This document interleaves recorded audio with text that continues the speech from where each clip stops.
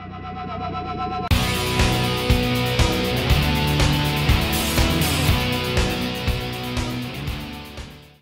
Fathead, Cigar Surgeon here with another Cigar Federation video review. Today we're reviewing the Nomad Martial Law, brand new release at the IPCPR 2016 in Las Vegas. This is the first time that Fred Rui of Nomad Cigars has worked with the Fábrica Oveja Negra factory, best known for producing Blackwork Studio and Black Label Trading Company. Located in Esteli, Nicaragua. And this cigar, Fred kind of described as a wrapped up version of the 8613. It's basically a double Ligero version of the 8613 is how he kind of described it. It's only going to be produced in one Vitola, which is a 6x50 Toro. And the MSRP on these is $12 a cigar, packaged in 12-count boxes. The fillers on this, it's going to use tobaccos from all the growing regions in Nicaragua. So you've got Jalapa, Condega, Esteli, Ometepe, and then it's got that Habano wrapper. And I'm a huge fan of Habano wrapper. This is already kind of in my good books before I've even smoked it. You can see it's got that footband on it. Big fan of the footband, protects that cigar. We're going to take that footband off. We're going to get to nosing here. So with that footband removed, we're going to be nosing this. Lots of chocolatey cedar on the nose, on the wrapper. A little bit of leather underneath that. Maybe some spices, like some baking spices, like a nutmeg, maybe hints of cinnamon.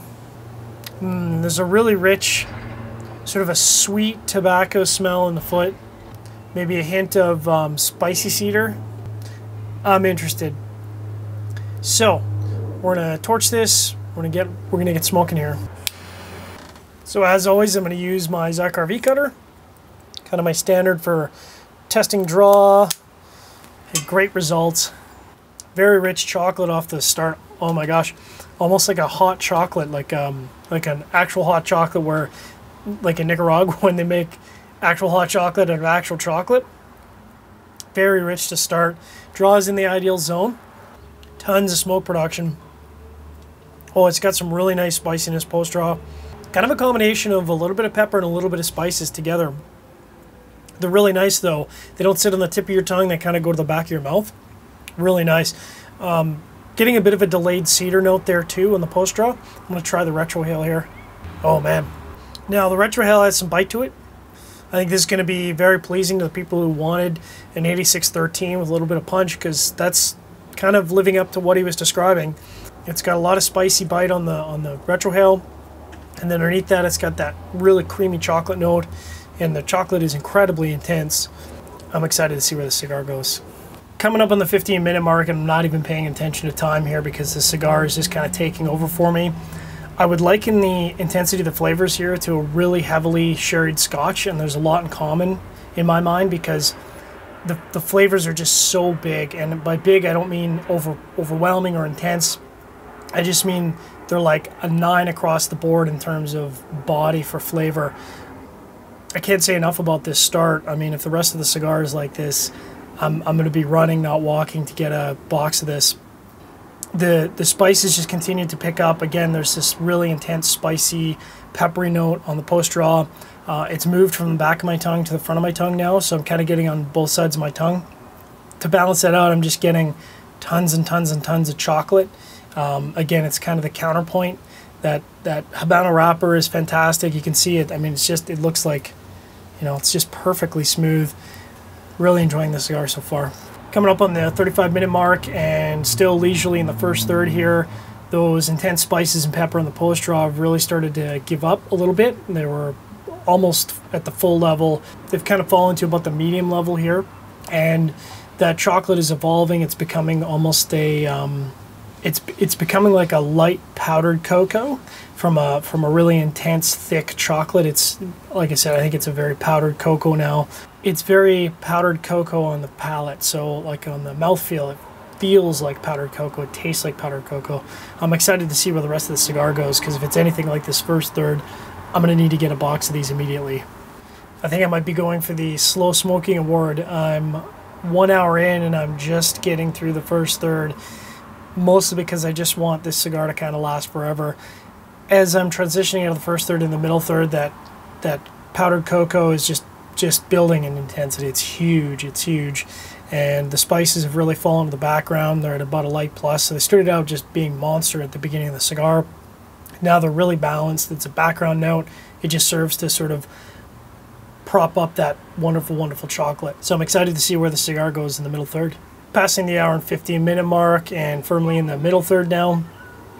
The intense cocoa continues, and added to that now is this sweet cedar that kind of underlies the cocoa, carries into the post draw, and then you get that nice sweet cedar to finish off. The pepper that I was getting so prominently in the first third is really absent here. It's almost undetectable at this point. So I was just talking about the sweet cedar that I was picking up. Now I'm getting some baking spices underneath that. I wouldn't call it nutmeg, but it's approaching nutmeg without that sort of earthy, spicy bite to it. It's just sort of at the surface, so you can barely pick it up. But again, just kind of mixes in with the chocolate and the sweet cedar, and just this cigar is just a complete flavor bomb, and I'm loving it. Now passing the hour and a half mark, and there's orangey citrus that's coming through. And I'm not getting any of that sour component that I typically get with an orange citrus. It's just that orange flavor, very subtle, very light, sweet. And again, just mixing in with everything else that's going on here. Sweet cedar, some spices, and by spices I mean that baking spice, not a peppery spice. And then again, on top of everything else, there's that powdered cocoa. Absolutely delicious. Passing the hour and 40-minute mark, pretty much at the halfway point of the martial law. And some of that spicy component from the first third, that peppery spice is starting to come back. I think it's going to build going into the last third. I can really feel it on the retrohale. It doesn't last very long because, again, all the other flavors here are so dominant that it kind of pushes it aside, but I have the feeling it's going to start to build as we get into the last third. Hitting the 2-hour mark on the Nomad Martial Law, and it's starting to transition to the last third here.